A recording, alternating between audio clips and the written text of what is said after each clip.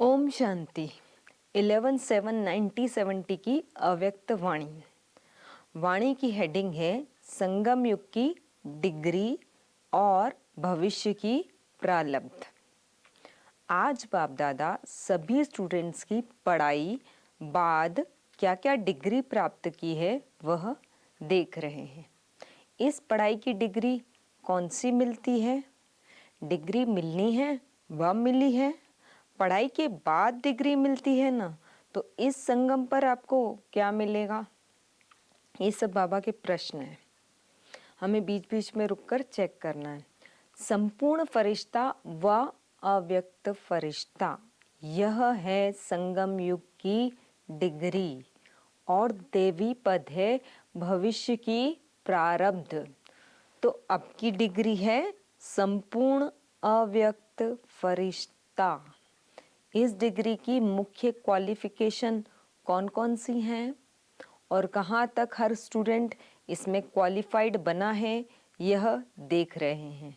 जितना क्वालिफाइड होगा उतना ही औरों को भी क्वालिफाइड बनाएगा।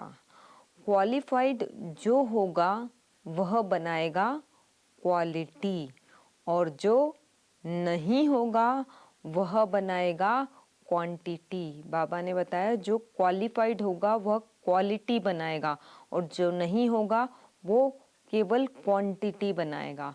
तो आज सभी की क्वालिटीज देख रहे हैं। देखा जाता है ना कि किन किन क्वालिटीज में क्वालिफाइड हैं। तो यहाँ मुख्य क्वालिटीज में एक तो देख रहे हैं कि कहाँ तक नॉलेज फुल बने हैं। नॉलेजफुल के साथ फेथफुल, सक्सेसफुल, पावरफुल और वह सर्विसेबल कहाँ तक बने हैं। इतनी क्वालिटीज अगर सभी में आ जाए तो फिर डिग्री मिल जाएगी। तो हर एक को यह देखना है कि इन क्वालिटीज में कौन कौन सी क्वालिटीज धारण हुई है। नॉलेजफुल अर्थात बुद्धि में फुल नॉलेज की धारणा। जितना नॉलेजफुल होगा उतना ही वह सक्सेसफुल होगा। अगर सक्सेसफुल कम है तो समझेंगे नॉलेज की कमी है। सक्सेसफुल न होने के कारण क्या है? फेथफुल कम। फेथफुल अर्थात निश्चय बुद्धि। एक तो अपने में फेथ, दूसरा बाप दादा में और तीसरा सर्व परिवार की आत्माओं में फेथफुल होना पड़ता है। जितना फेथफुल बनकर निश्चय बुद्धि होकर कोई कर्तव्य करेंगे तो निश्चय बुद्धि की विजय अर्थात फेथफुल होने से सक्सेसफुल हो ही जाता है। उसका हर कर्तव्य, हर संकल्प, हर बोल पावरफुल होगा। ऐसे क्वालिफाइड को ही यह डिग्री प्राप्त हो सकती है। अगर डिग्री को प्राप्त नहीं करते तो क्या होता है मालूम है? बाबा का प्रश्न, कोर्ट द्वारा क्या निकलता है? Degree, notice. या तो डिग्री मिलेगी या तो डिग्री निकलेगी। धर्मराजपुरी में बंद होने की डिग्री निकलेगी। इसलिए पुरुषार्थ करके डिग्री लेनी है, डिग्री नहीं निकालनी है। जिन्हों पर डिग्री निकलती है वह शर्मसार हो जाते हैं। इसलिए सदैव चेक करो कि कहाँ तक क्वालिफाइड बने हैं। यह तो मुख्य क्वालिफिकेशन बताई, लेकिन लिस्ट तो बड़ी लंबी है। हर क्वालिटीज के पीछे फुल शब्द भी है। फेथ फुल, पावर फुल और आगे। तो इस रीति से सभी गुणों में फुल हैं तभी डिग्री मिलेगी। सभी सक्सेस होते हैं लेकिन सक्सेस फुल हैं, पावरफुल हैं या कम हैं, यह देखना है। जो इन सर्व गुणों में फुल होगा उनको ही संपूर्ण अव्यक्त फरिश्ता की डिग्री मिलती है। सभी ने यही लक्ष्य रखा है ना। अभी वर्तमान समय कौन सा है? अभी है बहुत नाजुक समय। अभी नाज से चलने का समय नहीं है, वह नाज बचपन के थे। अगर नाजुक समय में भी कोई नाजों से चलेंगे तो रिजल्ट में नुकसान ही होगा। इसलिए अभी संहारी मूर्त बनना है, विकराल रूपधारी बनना है। तो अब दिन प्रतिदिन नाजुक समय होने के कारण संहारी मूर्त बनना है। संहार भी किसका? अपने संस्कारों का, अपने विकर्मों पर, और विकर्मी आत्माएं जो इस समय हैं उन्हों के ऊपर अब विकराल रूप धारण कर 1 सेकंड में भस्म करने का है। शंकर के लिए कहते हैं ना कि 1 सेकंड में आंख खोली और विनाश। यह संहारी मूर्त के कर्तव्य की निशानी है। कोई के भी ऊपर विकराल रूप बनकर दृष्टि डाली और उनके विकर्मी संस्कारों को भस्म कर दें। तो विकर्मों और व्यर्थ कर्मों, विकर्मियों के ऊपर अब विकराल रूप धारण करना है। अब स्नेही मूर्त भी नहीं, अब तो काली रूप चाहिए, विकराल संहारी रूप चाहिए। अब लास्ट समय है। अब तक अगर विकराल रूपधारी नहीं बनेंगे तो अपने विकर्मों और विकर्मियों का सामना नहीं कर सकेंगे।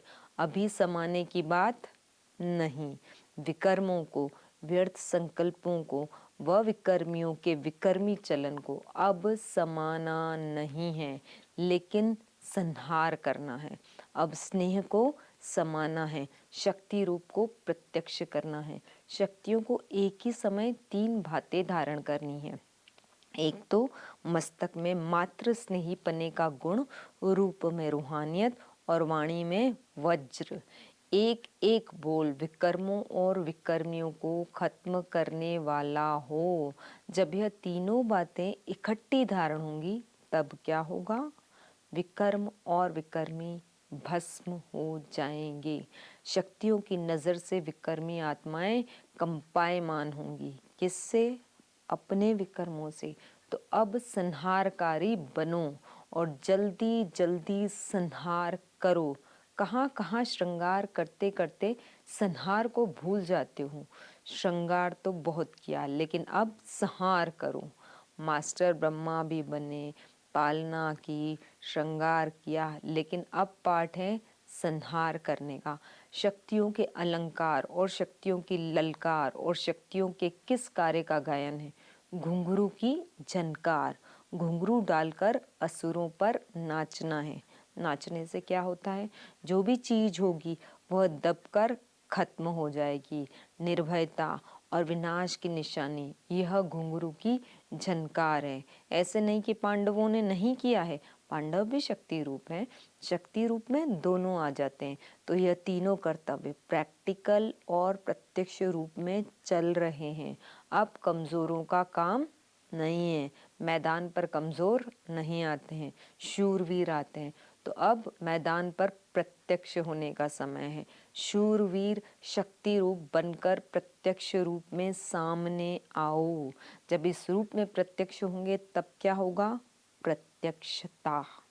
बाप और बच्चों की प्रत्यक्षता होगी। जितना प्रत्यक्ष होंगे उतनी प्रत्यक्षता होगी। तो बाप को प्रख्यात करने के लिए प्रत्यक्ष होना पड़े। अब तक अपनी ही कमजोरियों को विदाई न देंगे तो सृष्टि के कल्याणकारी कैसे बनेंगे? इसलिए अपनी कमजोरियों को अब विदाई दो, तब सृष्टि के कल्याणकारी बन सकेंगे। अच्छा, पार्टियों के साथ वर्तमान समय सभी क्या विशेष पुरुषार्थ कर रहे हैं? संदेश देना यह तो साधारण बात है। विशेष आत्मा बनने के लिए विशेष कार्य भी करना पड़े। आजकल दुनिया के जो विशेष आत्माएं हैं उन पर विशेष ध्यान देना है।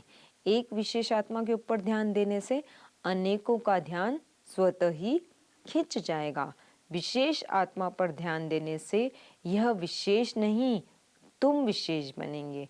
तो विशेष आत्मा पर ध्यान देने से वह विशेष नहीं, तुम विशेष बनेंगे। विशेष ध्यान देने से कोई भी व्यर्थ संकल्प, कर्म व समय नहीं जाएगा। शक्ति अगर जमा हो जाती है तो विशेष सर्विस भी सहज हो जाती है। तो अब पुराने हिसाब किताब के चौपड़े को खत्म कर नया चोपड़ा बनाना है। जो जितना क्वालिफाइड होता है उतना ही उसकी वैल्यू होती है। वैल्यूबल चीज़ को कभी भी साधारण स्थान पर नहीं रखा जाता है, उसको विशेष स्थान दिया जाता है। तो क्वालिफिकेशंस को सामने रख, फिर नोट करते जाओ कि कितने परसेंट बने हैं। जब सेंट परसेंट हो जाएंगे तो यह जो सेंट साधु संत है वह भी झुकेंगे, और उन्हों के झुकने से वह झंकार दूर दूर तक सभी के कानों में पहुंचेगी। यथार्थ पुरुषार्थ का अर्थ ही है वहाँ ही पुरुषार्थ और वहाँ ही प्राप्ति। इस संगम युग को विशेष वरदान है प्रत्यक्ष फल प्राप्त करने का। फल भी ऐसा है जो पुरुषार्थ कम प्रारब्ध जास्ती। तो समय की विशेषता को जान, अपने में विशेषता भरनी है। अगर कमी रह जाएगी तो फिर कमी की निशानी क्या होगी? कमान। अगर कमाल नहीं करेंगे तो कमान मिलेगी।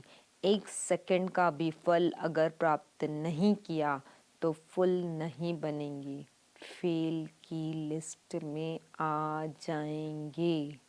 दूसरा, दिल्ली को कहते हैं बाप दादा की दिल। जैसे दिल की धड़कन से तंदुरुस्ती का मालूम पड़ता है, वैसे दिल्ली की आवाज़ से समाप्ति का आवाज़ सुनेंगे।